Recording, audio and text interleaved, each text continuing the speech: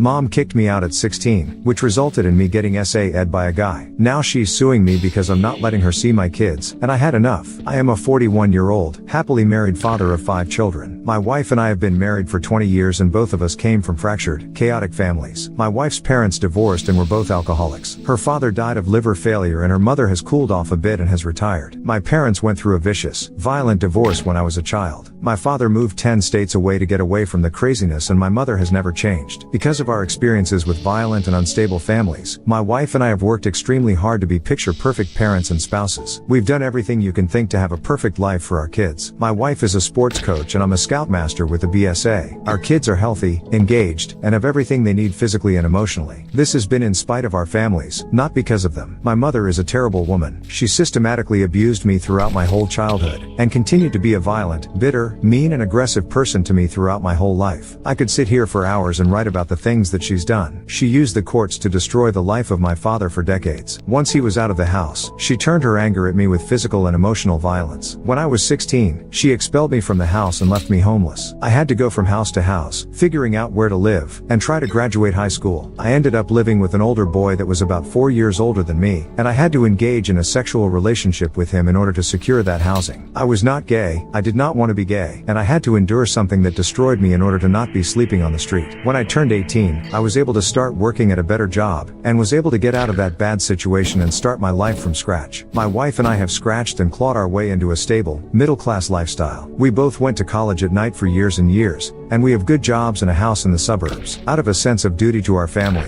I sought to include my extended family in our lives, and permitted a relationship with strict boundaries between my mother and my children. For the most part, she has been fairly stable for about 20 years. I say stable in that we could have routine contact about once per month for that time period, with a minimum of disruptive behavior. She has never acknowledged her abuse to me as she is an extremely selfish person. Everything about our past has been left unsaid. My mother, over the last 2 years, has become completely unraveled. Her second husband decided to leave her for his own health and sanity, and she has instantly reverted back to the most cruel and the most bizarre behavior imaginable. All aspects of her life have been affected. She is calling the cops, suing him in family court, alienating large parts of her family from one another, all while trying to tell my children about why their grandfather is a bastard for how she feels about him. Once I saw this happening, I said that's it, not again, and took some action. At the beginning of this year, I wrote a very courteous note to my mother asking her to reevaluate the way she's been behaving to me and my family. When I tell you it was neutral and courteous, I really mean it. I checked it like 5 times. She responded by calling me terrible names, ungrateful piece of shit for example, and screaming bloody murder on the phone at me. I blocked her from my phone, then she did the same thing to my wife. So I informed my mother by email that I'd like to maintain distance until she works on herself in therapy or with her divorce mediator. Things lay still for about 6 months. This morning, I wake up to a series of bizarre emails from my mother asserting that she wants to see my children for their birthday, which is coming soon, and that she is giving me 24 hours to provide acceptable dates for permitting visitation or to be prepared for a legal summons to family court. I'm like, WTF? This woman is the equivalent of a schoolyard bully, following me around in life, tormenting me non-stop until you just want to cry. The worst part of a bully is that when you ask them to lay off you for even 5 minutes, that they just take this as a cue to keep it up even more. I took one look at this and I was like, holy shit,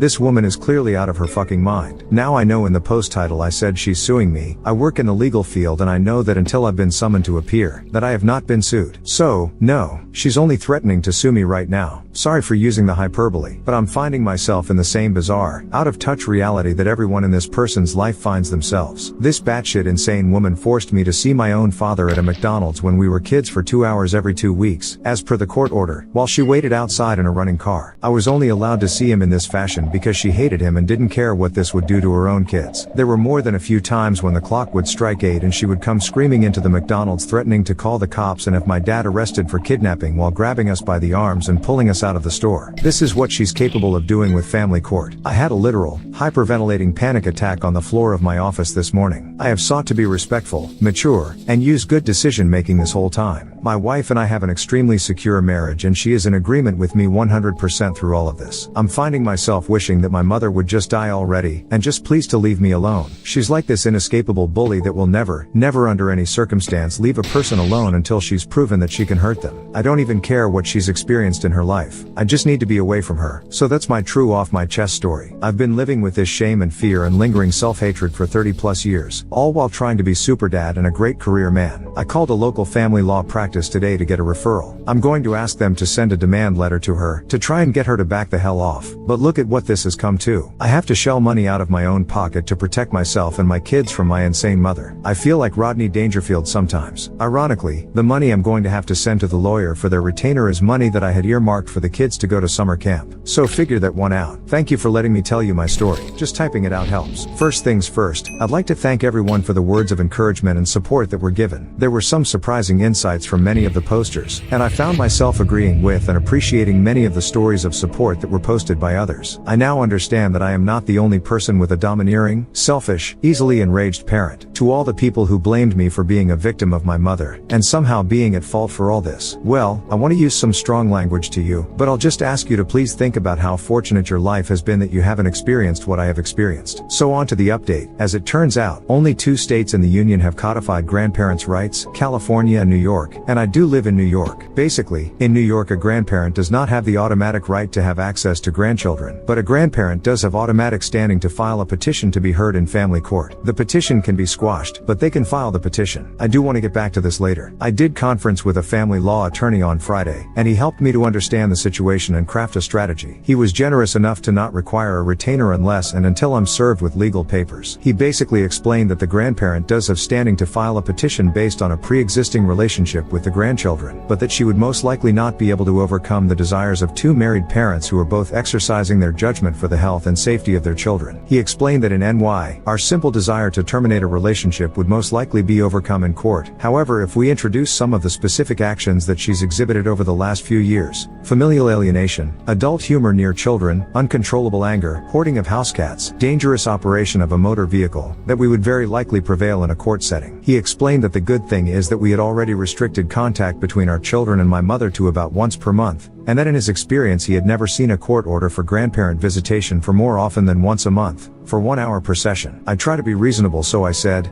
okay, the worst case scenario is supervised status quo. I did broach the topic of a restraining order, and I was quickly schooled on how that works. Despite the Reddit attorneys who all assured me that I can automatically get a restraining order, well, I hate to say that you're all completely wrong. An order of protection has to be accompanied by some facilitating act of domestic violence. Because I've only been harassed and alarmed by words, I can't be granted a restraining order, period. However, if my mother causes some disorderly act such as coming to my house and causing a ruckus, that could trigger an order if and only if I document it by having the police come and detailing a report. So, keep that in mind next time you recommend a restraining order. They're not easy to get. The attorney recommended that I send a private cease and desist to my mother via certified mail and email. I decided to write a 2-page, brutal takedown of this woman in order to A, blow off some steam, and B, document in writing my concerns and try to get ahead of her legal maneuvering. I decided to take a 2-pronged approach. First, I send this cease and desist to her on Friday at lunchtime via email and also certified mail. Then, I took a page out of her playbook and publicly scorched the earth to apply social pressure to her. I emailed and texted every single member of my extended family, brothers, sisters, aunts, uncles, my stepfather, my father, and spoke to several of them to tell them exactly what was happening. Whether they wanted to hear it or not, I sent them intimate details of my mother's abuse and my decision to cut her off for the welfare of myself and my family. My reasoning there is simple. My mother's abuse thrives in closed doors and embarrassed silence. For 30 years I've had to hear, oh, you know, that's just the way your mother is, while people just stood by and let her act in the most insane and violent ways you can imagine. My mother got angry at my stepfather last year, and tried to run him over with her car, then crashed her car into the front door of his business, screaming at him and ranting and raving in public. Do you know what people did? They surely called the police or an ambulance and had her monitored for her safety, right? No. My sister quickly threw her into her car and drove her away so that she wouldn't be arrested. My stepfather was so embarrassed that he took the crashed car, drove it to a parking spot, and then paid out of pocket for the damage to the front of his business. This is what happens in families that are dealing with a crazy person. They cover it up, hoping that it will someday get better. Well, I'm not comfortable with this anymore. I sought to publicly embarrass and pressure her for a change. Anyway,